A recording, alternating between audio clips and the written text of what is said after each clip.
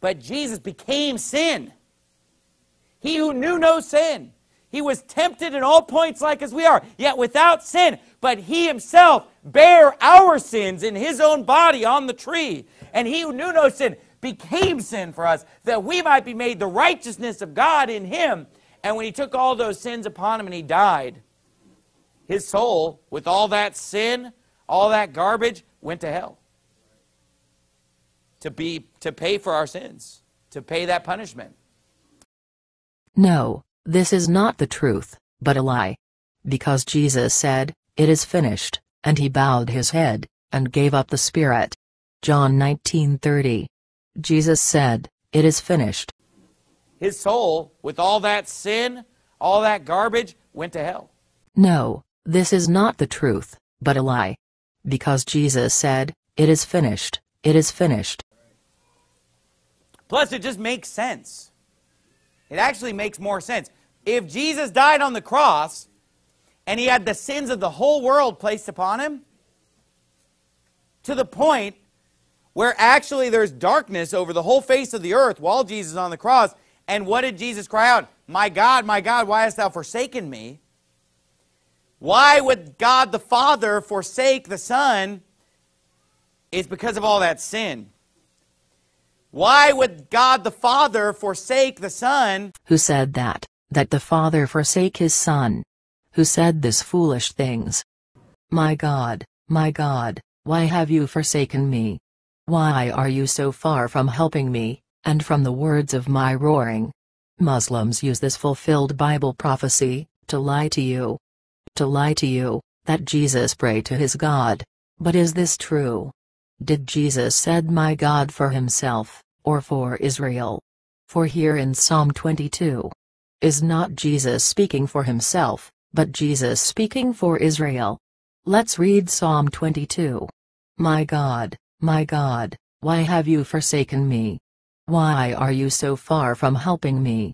O my God, I cry in the daytime, but you hear not, and in the night season, and am not silent. Our fathers trusted in you, they trusted, and you did deliver them. They cried to you, and were delivered, they trusted in you, and were not confounded. This is Jesus speaking about Israel, not about himself. For Jesus have no God. And not only that, but Jesus, and the Father are one, and the same God of Israel. Jesus said, "Destroy this temple, and in 3 days I will raise it up." Not, "My Father will raise it up," but, "I will raise it up." John 2:19. You know what doesn't make sense?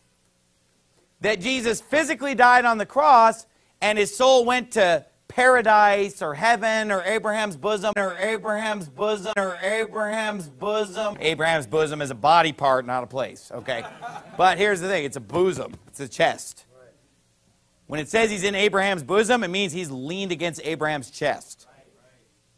I don't understand how anybody can think that Abraham's bosom is a location that you go. And it came to pass, that the beggar died, and was carried by the angels into Abraham's bosom. The rich man also died, and was buried. And in hell he lift up his eyes, being in torments, and seen Abraham afar off, and Lazarus in his bosom. Abraham's bosom is a body part, not a place, okay? But here's the thing, it's a bosom, it's a chest. When it says he's in Abraham's bosom, it means he's leaned against Abraham's chest. I don't understand how anybody can think that Abraham's bosom is a location that you go. Let's read the Holy Bible, and proof that this man is preaching another gospel. Let's read about Lazarus and the rich man in Luke 16:24. The rich man also died, and was buried, and in hell he lift up his eyes, being in torments, and did see Abraham afar off, and Lazarus in his bosom. And he cried and said, Father Abraham, have mercy on me, and send Lazarus, that he may dip the tip of his finger in water, and cool my tongue, for I am tormented in this flame. And when he took all those sins upon him and he died, his soul, with all that sin, all that garbage, went to hell.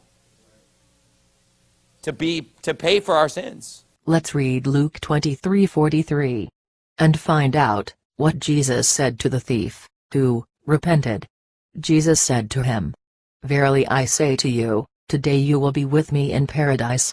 With me in paradise, not in hellfire, but in paradise.